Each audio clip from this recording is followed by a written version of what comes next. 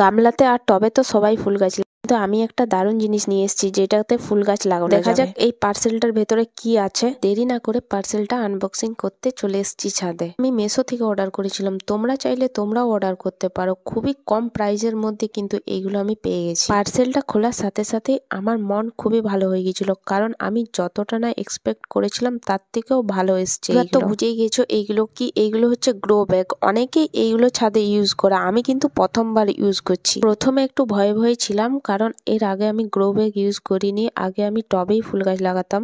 এই প্রথমবার আমি সাহস করে এই ব্যাগগুলো অর্ডার করেছি। দেখো সাইডে কি সুন্দর ফুটো আছে, আমাকে আর আলাদা করে এইগুলো ফুটো করতে হবে না। যথেষ্ট মজবুত আর যথেষ্ট বড়। আমি অর্ডার করেছিলাম 9x9।